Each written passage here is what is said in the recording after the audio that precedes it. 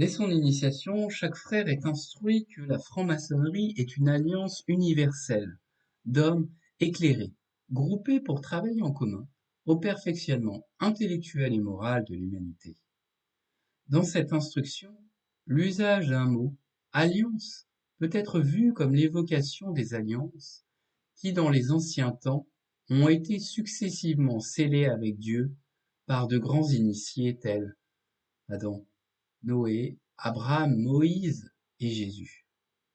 Chacun de ces grands initiés a été à la fois le transmetteur de la tradition et le porteur d'un progrès. En franc-maçonnerie, chaque frère dit venir de la loge de Saint Jean, celle qui demeure jusqu'à ce que le grand initié revienne. Alors, l'auteur de ces lignes aime à croire que, en continuité avec ses prédécesseurs, en héritier et successeur, la franc-maçonnerie donne à chaque frère qui suit ses enseignements la possibilité de sceller une alliance, une nouvelle alliance avec Dieu pour que son règne vienne, pour qu'il revienne en chacun de nous. Un indice de cette thèse pourrait se trouver sur le tableau de loge de l'apprenti, où la planche à tracer dépasse à moitié le volume de la loi sacrée. En le décodant, il se rapproche du delta rayonnant. À présent, pour démontrer que c'est vers un nouveau millénarisme que la franc-maçonnerie nous porte, traçons, à l'image de l'Évangile selon Matthieu, une généalogie symbolique de la franc-maçonnerie pour la rattacher à la tradition. Il sera donc ici question d'un temps long, englobant plusieurs millénaires, dont il faut trouver le symbole pour en extraire les enseignements. Par-delà l'histoire, le temps sacré.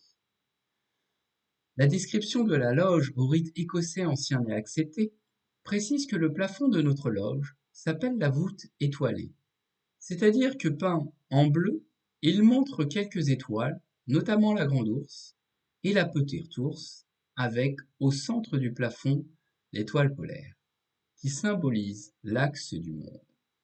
La voûte étoilée est entourée par un cordeau à 12 nœuds, qui court en frise sous la corniche du plafond. Le cordeau et ses 12 lacs d'amour correspondent à la ceinture zodiacale et à ses 12 signes. Là-haut dans le ciel se trouvent les influences célestes, les lois profondes du cosmos qui impactent la destinée humaine. Le profane peut lui-même déjà y croire en consultant l'augure 20 minutes, direct matin, dans le métro, par la lecture de son horoscope, cet observateur des heures d'une temporalité sacrée. Dans le temple, l'initié ne consulte pas, mais plutôt il contemple. Le regard tourné vers un ciel constellé d'étoiles, cette horloge d'une loge d'or, le temps du temple, qui tel Janus a plusieurs visages. Linéaire de l'alpha et l'oméga, celui qui est, qui était et qui vient, le commencement et le but. Et circulaire, celui de la mort et de la renaissance, car chaque jour est lui un soir puis un matin. L'évolution est une progression qui suit un rythme quaternaire, qui écrit Raoul Berthaud, est utilisé pour le repérage du temps. Les 4 temps forts de la journée correspondent au lever du soleil, Orient, à la mi-course du soleil, Midi, au coucher du soleil, Occident, à l'étoile polaire de la nuit, Septentrion. L'année solaire est divisée en 4 saisons, séparées par les temps forts, des équinoxes et des solstices. Le cycle lunaire est divisé en 4 phases. Ces 3 temporalités, celles de la Terre, de la Lune et du Soleil, chaque homme les vit au quotidien. Mais une autre temporalité, la 4e, les transcende toutes, celle de la voûte étoilée avec les 12 signes du zodiaque, qui impactent spirituellement la destinée humaine. Si l'on remarque que plus l'astre s'éloigne de la Terre, de l'origine, plus le temps tourne au ralenti. La Terre, c'est le jour, 24 heures. La Lune, c'est le mois, 30 jours environ. Le soleil, c'est l'année, 365 jours. On comprend avec le cordeau à 12 nœuds que nous allons d'heure en heure.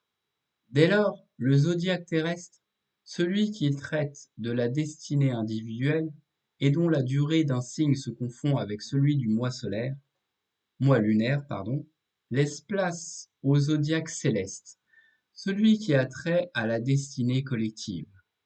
Ce dernier est relatif au phénomène de précession des équinoxes, qui correspond au lent changement de direction de l'axe de rotation de la Terre, de l'axe du monde sur un cycle, une grande année de 25 920 ans, pendant lequel tourne la ceinture zodiacale à raison d'environ 2 millénaires par signe, mois ou ère de cette grande année. Notre histoire, l'histoire spirituelle. Cette influence de la voûte étoilée sur le temps long, le volume de la loi sacrée, en est le témoignage. Il fait remonter la création du monde à 6 millénaires et raconte, de la chute à la réintégration, l'évolution de l'homme.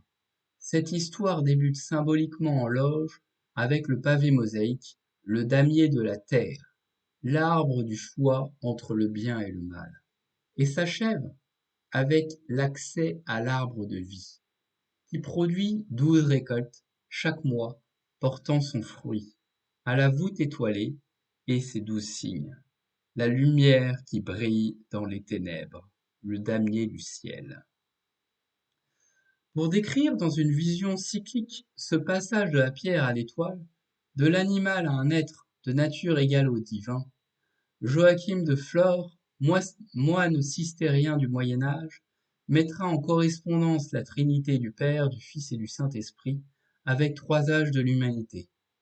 L'Ancien Testament est l'âge du Père, de celui qui transmet la loi, la norme à son Fils.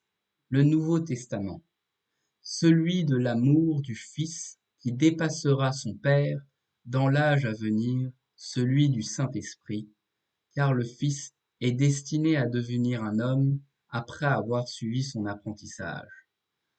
La franc-maçonnerie se fixe-t-elle un autre but que celui-là? Du Fils de l'homme au Fils de l'Esprit donc, car c'est l'Esprit qui donne la vie, l'homme n'aboutit à rien par lui-même. Dans les loges et dans un même esprit, ce récit est compté avec l'ascension, couche après couche, tableau de loge, l'un sur l'autre, de l'axe du monde. D'abord le pavé mosaïque, qui symbolise ici l'opposition du bien et du mal, le 2 de la justice, puis les 3 petites étoiles, sagesse, force et beauté, comme passage du 2 au 3 de l'amour. Enfin, la voûte étoilée, ou l'entrée dans le 4 du temps, celui de l'accomplissement de la destinée humaine, suivant les 4 phases de la tétractys pythagoricienne. 7 ans, 1 fois 7 d'enfance, la maîtrise du corps, qui mène à l'âge de raison, 14 ans, 2 fois 7 ans, d'adolescence, la maîtrise du mental, qui mène à 21 ans, l'âge de la majorité, 21 ans de maturité, la maîtrise de l'âme, qui mène à la crise de la quarantaine. Et enfin, 28 ans de vieillesse, la maîtrise de l'esprit, au total 70 ans. 1 fois 7, 2 fois 7, 3 fois 7, 4 fois 7, ça fait 70 ans. Le temps de notre vie. Progressant dans les nombres, les uns à la suite des autres, l'humanité est donc passée en l'espace de 6 millénaires du 1 au 3, et en phase de passer au nombre 2, au nombre 4. Leurs symboles, toujours en avance d'un temps sur leur temps, sont le sceau de Salomon, associé au nombre 3 pour le judaïsme, la croix pour le christianisme et l'étoile flamboyante pour la franc-maçonnerie. Passage inscrit dans l'homme de Vitruve. Cette fois, en transposant avec les signes du zodiaque, au père correspondrait la constellation du Bélier et la Terre, au fils celle du poisson et l'eau, au Saint-Esprit le Verseau, celui qui va vers le haut, dans l'air, terre, eau, air, l'animal qui marche, qui nage, qui vole. Dans son ascension, le premier est limité par la surface de la terre, le second par la surface de l'eau, et pour le troisième, c'est le soleil, cette étoile qui a brûlé les ailes d'Icare. Il semblerait que l'on retrouve bien cette correspondance entre signes du zodiaque et religion, à la lecture du volume de la loi sacrée. L'Ancien Testament est en effet celui de la substitution d'un bélier à Isaac lors du sacrifice d'Abraham. Le Nouveau Testament est celui du sacrifice, dernier sacrifice, de l'agneau de Dieu qui enlève le péché du monde, et de la prière « Pardonne-nous nos péchés ». L'homme devient un pêcheur de poissons nageant dans les eaux du baptême. Avec son testament philosophique, le franc-maçon, en exécutant le signe pénal, revêtu de son tablier en peau d'agneau, commémore cet agneau qui fut égorgé, le sacrifice du premier-né du règne de l'Esprit, de ce grand initié qui baptise dans le Saint-Esprit et le feu. Dès lors, le coq du cabinet de réflexion, cette volaille qui ne sait pas voler, peut annoncer sans pouvoir lui-même le réaliser ce jour nouveau, cet envol de l'humanité, l'entrée du postulant dans une nouvelle ère, un nouvel être. Compris ainsi, nous pourrions dire que le christianisme raconte une histoire, celle de la vie du Christ, dont les fêtes sont le réceptacle, que son héritière, la franc-maçonnerie, fait de cette histoire la nôtre, au moyen de cette autre forme de parabole qu'est le rite. À l'initiation correspond la sélection des disciples, aux disciples les compagnons partageant le pain et le vin de la scène, à Hiram la passion et la résurrection. Ainsi, traçant la suite de l'épître aux Romains, qui dit « Anéantissons-nous donc la loi par la foi, loin de là. Au contraire, nous confirmons la loi. » Dans ce grand jeu de loi, où la première lettre change, désormais nous pourrions leur répondre que nous sommes la voie de la foi. Par nos actes, nous l'accomplissons 1001 fois. Les sourds-muets parlent, les paralysés marchent, les aveugles recouvrent la vue.